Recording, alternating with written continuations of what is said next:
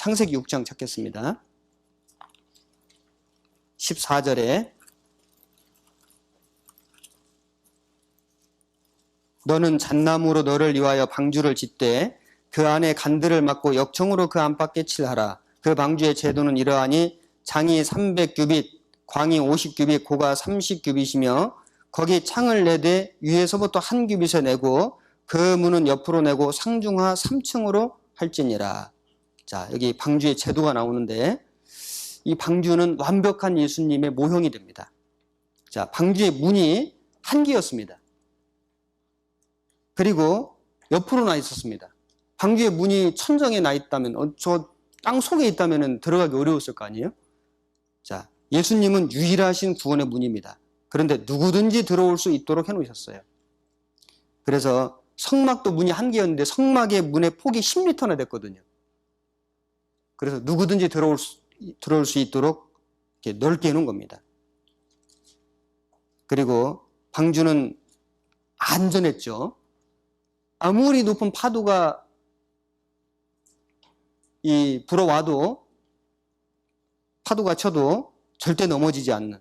그래서 파랑 안정성, 보건 안정성, 구조 안정성 이걸 해사연구소 실험했죠. 30m에서 40m 파도에도 안전했다.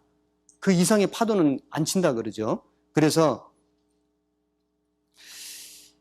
이 방주는 예수님 모형입니다.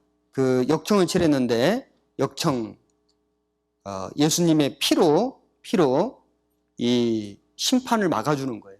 유월절 어린 양의 피, 심판을 막아주잖아요. 심판을 넘어가게 하죠. 너물유 너물럴. 그래서 예수님은 절대적으로 안전하신 분인 겁니다. 예수님 안에 들어오면 안전해요. 영원한 구원입니다. 방주의 크기는 충분하고 넉넉했습니다. 14,000톤급의 큰 배였고 이 가축 운송용 차량 기차 약 522대 분량에 해당됐는데 짐승을 다 집어넣어도 3분의 1밖에 차지 않는, 그러니까 굉장히 많은 공간이 남아있는 거죠. 은혜가 아주 컸지만은 실제로 방주에 들어간 사람은 겨우 8명 뿐이었습니다. 지금도 마찬가지죠. 하나님 정말 엄청난 은혜를 주시는데 실제 구원받는 사람은 너무 적습니다.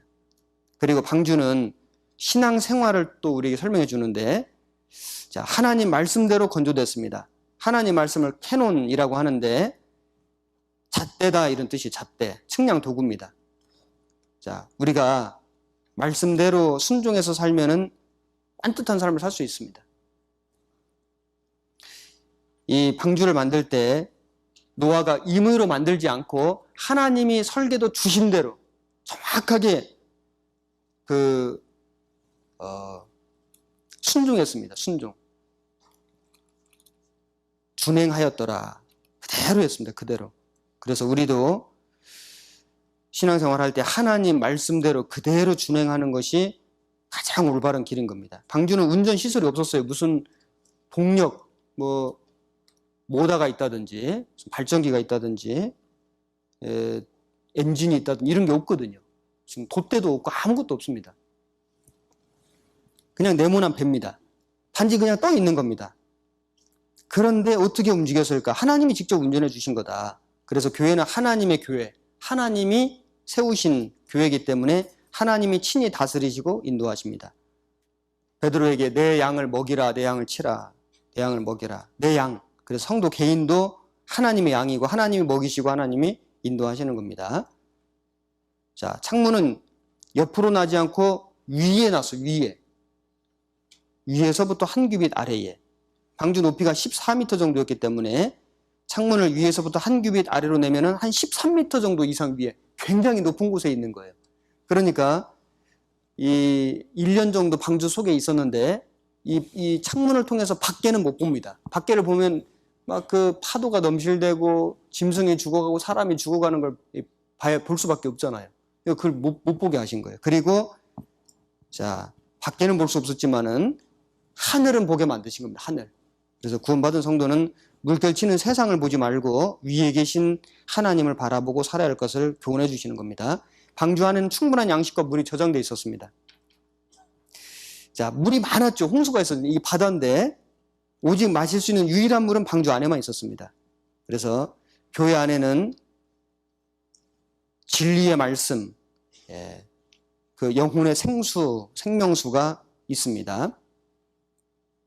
그리고 방주를 노아의 손으로 만들게 하셨습니다. 설계는 하나님이 하셨는데 만드는 건 노아가 했잖아요. 교회를 세우시는 건 하나님인데 구원받은 사람들을 통해서 만들어 가시는 겁니다. 그리고 방주 안에서 오랫동안 힘들고 지쳤겠지만은 감사와 소망이 있었기 때문에 인내할 수 있었습니다. 자, 방주 만드는 것도 한 100년 정도 걸렸고 방주 안에 사는 것도 한 1년 정도 살았습니다. 방주가 아무리 넓다고는 하지만은 1년 그 안에서 짐승 똥 치우고 짐승 밥 주고 뭐 겨울잠을 잔다 해도 뭐 하여튼 이 일들이 엄청나게 있었을 거예요. 수만 마리가 있었는데 얼마나 일이 많았겠습니까? 그런데 일이 많았겠지만은 답답했겠지만은 심판받는 세상, 저 밖에 지금 심판받는 세상을 생각하면은 야, 우리는 정말 감사하다. 감사가 있었을 겁니다. 그리고 이게 영원한 게 아니고 잠시 후에는 하나님이 때가 되면 우리를 이제 어떤 육지로 인도하실 것이다. 그런 기대와 소망이 있었습니다. 자, 우리도 마찬가지죠. 우리가 신앙생활 하는 게 좀 힘이 들죠.